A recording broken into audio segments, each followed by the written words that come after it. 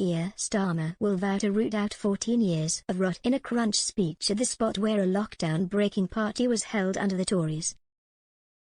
The PM is set to speak to inspirational people he met on the campaign trail in the Rose Garden behind Number 10. He will say, "A garden and a building that were once used for lockdown-breaking parties are now back in your service." More than 100 Downing Street staff were invited to a Bring Your Own Booze shindig in the garden in May 2021. Boris Johnson was PM.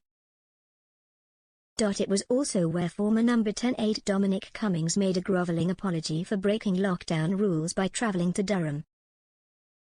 Mr. Starmer will vow to draw a line under the previous regime and say things are being done differently now. He is expected to accuse Rishi Sunak and the Tories of limping out of Number 10, leaving an array of problems to clear up. He will pledge to push forward a raft of legislation promised in the King's speech last month, including laws to improve public transport, protect workers' rights and secure UK's borders. But Mr. Starmer will warn that change won't happen overnight and things will get worse before they get better. Mr. Starmer will say, "Next week, Parliament will return. The business of politics will resume, but it will not be business as usual. Because we can't go on like this anymore. No more politics of performance, papering over the cracks, or division and distraction. Things are being done differently now." He will add, "We will do the hard work needed to root out 14 years of rot and reverse a decade of decline."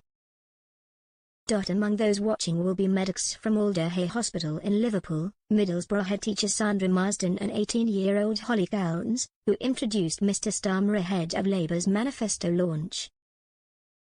Hell say they'd been invited to show that the decent, hard-working people who make up the backbone of this country belong here and that this government is for you. Before the general election he pledged a decade of national renewal under Labour and warned it would take time to undo the damage. But he will point to the response of communities to sickening violence by far-right mobs over the summer. Mr. Starmer is expected to say, "The riots didn't just betray the sickness, they revealed the cure, found not in the cynical conflict of populism but in the coming together of a country the morning after and cleared up their community. Because that is who we are, that is what we stand for." Mr. Starmer will say the Tories left an economic black hole and a societal black hole, promising to be honest about how tough things will be. Ministers will face a string of challenges when MPs return next week. The PM will have to confront growing unease over the decision to cut back winter fuel payments around 10 million pensioners. This was blamed on a £22 billion black hole left by the Tories. Mr. Starmer will also face questions on the early release of prisoners, the crisis in the Middle East and the desperate need to reform the social care system. He is set to say, "Frankly, things will get worse before we get better. I didn't want to release prisoners early. I was chief prosecutor for 5 years, it goes against the grain of everything I've ever done.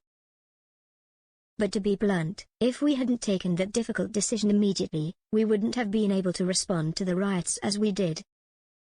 Labour frontbencher Sir Chris Bryant hit out at Tories griping at the new government, accusing them of confected outrage. He said, "The Tories don't seem to have learnt anything. The leadership candidates have adopted a very shrill tone, full of confected outrage, as if they thought we could sort out their 14 years in 7 weeks. Yes, change is going to take time. The national coffers are depleted." The Data Protection and Tourism Minister continued, "I know from my departments how many uncosted promises the Tories made.